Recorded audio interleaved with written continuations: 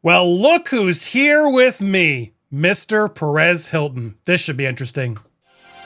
Hello.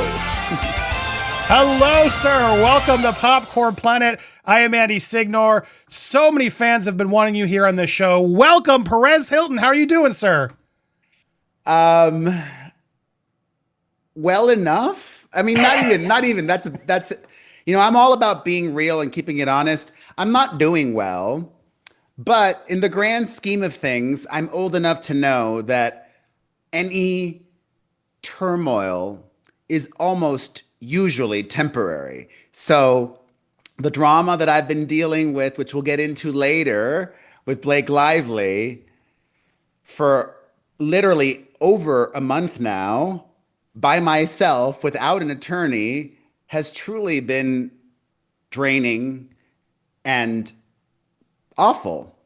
But I'm the hardest working and strongest person I know. Well, maybe not the strongest person I know, but I'm the hardest working person I know. So you just keep putting one foot in front of the other and you move forward. So here we are. I love it. Look, we don't have a lot of history, but I know of you, of course, from your blog, perezhilton.com. So many people know you.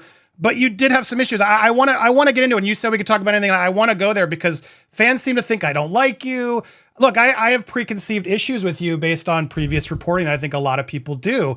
And I wanted to sort of start there before we get into our drama because I think we actually share a lot more of the same things than not. And I try not to judge anybody for their past. I like to meet someone first and have that conversation. I guess I want to start there of just sort of, to full disclosure, I don't want to sit here and drag through your past. You've done it. And I guess I was even unaware of that. Like, folks that don't know, he has apologized for the way he treated Britney, which was a big thing I had an issue with, Perez. And I know a lot of Britney fans did, of just sort of thinking you were responsible for that. And you know, I have my feelings on that, but you've come forward. To your credit, you've said it. And rather than have you do it, I wanted to play a quick clip where you really passionately have defended yourself. I fully own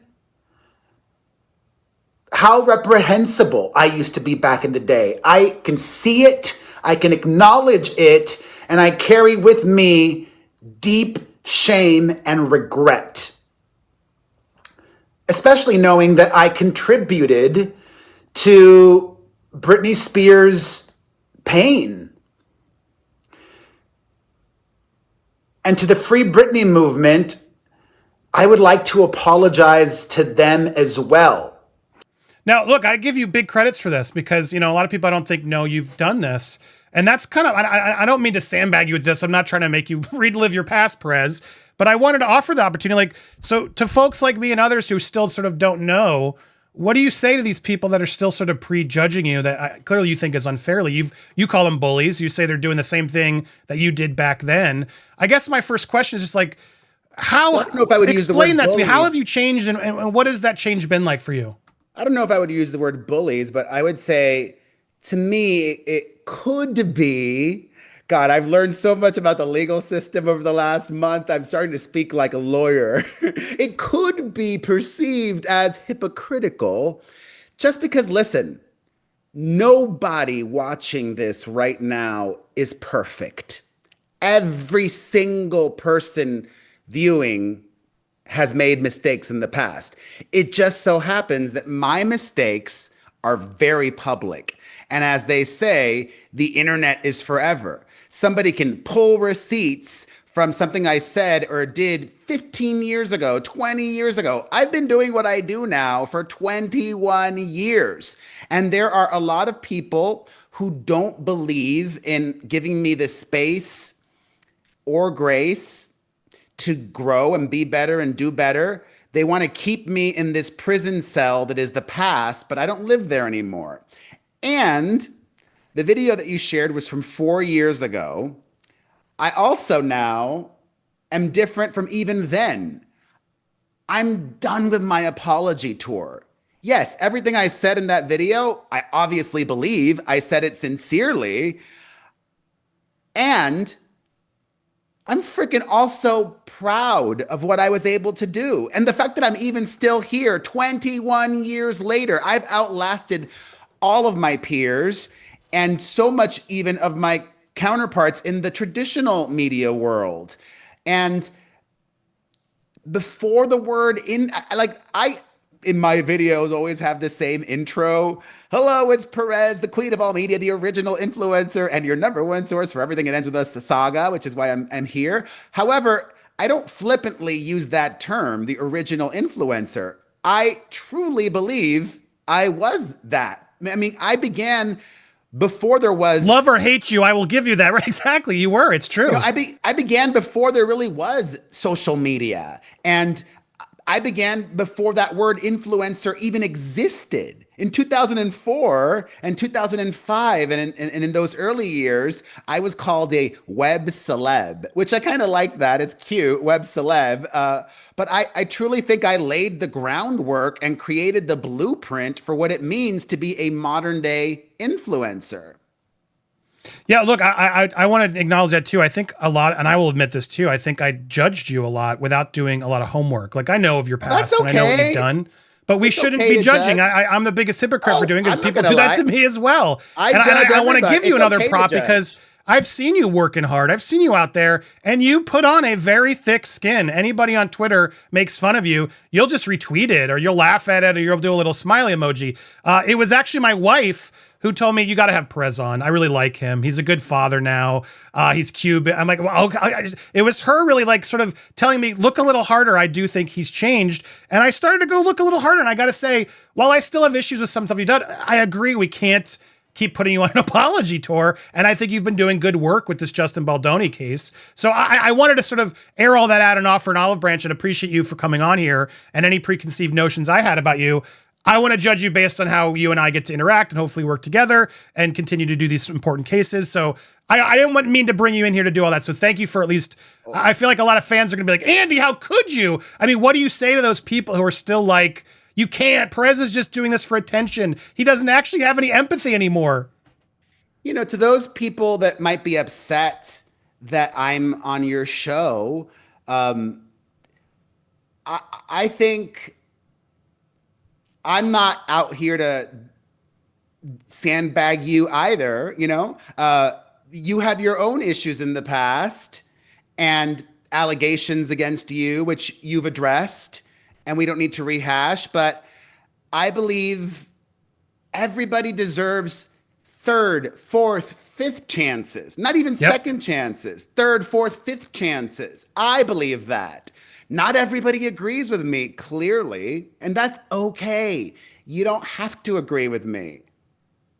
Yeah, and I like the confidence. I got to say, and that's where I want to get into our second part of this conversation is you've been very confident with the judge in this case, and that's where if any other sort of feelings towards you came about before we even get to that, which we're going to talk in more depth about the Blake Lively case. I guess do you get concerned about sometimes being too confident in such a setting? What gives you the confidence to call the judge sexy and do some of the things you did? Do you ever have regrets on sort of the things you do in your sort of style? I have a ton of regrets always. I wish that I could go back in time and change a lot of things. With regards to my letters to Judge Lyman, I don't regret a single one. Um, if you look at it in terms of business, and I am a business person, but also I didn't get a degree in business. I got a degree in drama. Okay.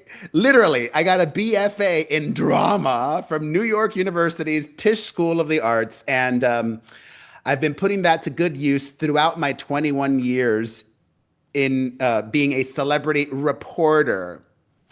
Um, in the business world, you have to look at risk management and assess every possible scenario. The reason that I was so confident in my communications with Judge Lyman in the Southern District of New York is because I was fully prepared for worst case scenario. Meaning, I'm not being sued. The worst thing that could happen to me, which would be bad, and that's why I'm fighting it. The worst thing that could happen is that Blake Lively made this outlandish request for me to unmask my sources. I am an established, recognized, and respected reporter. I may not be the kind of reporter that she likes. She may look down upon this kind of reporting, but I am a reporter. And everything that I've done while gathering information and sharing it with the public has been in my role as a reporter. So I know the law. I've been in the courts a lot in the past. I've had my fair share of lawsuits, and I knew right away what she was asking of me is privileged and protected information. I also knew right away, given the scale of this drama, the players involved, I knew that if I was going to have my attorney, who is Brian Friedman, but he is not representing me with regards to this subpoena. If Brian or anyone in his office would have handled this, it would have literally cost me tens of thousands of dollars.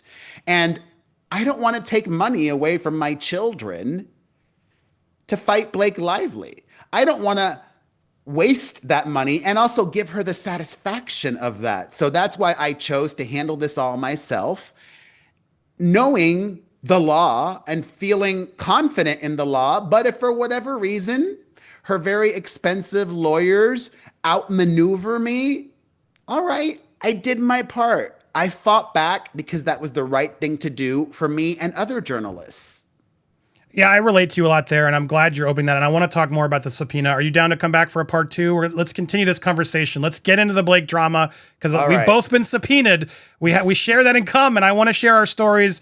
I appreciate you guys. Stay tuned. We're going to get into part 2. Where we get a little bit more detail about the Justin Blake case, Perez's experience, and his upcoming trial. So hit that bell, hit that button for all alerts, smash that like button. Let me know what you think in the comments down below. And obviously follow Perez. You know where to find Perez. He's everywhere. Perez Hilton.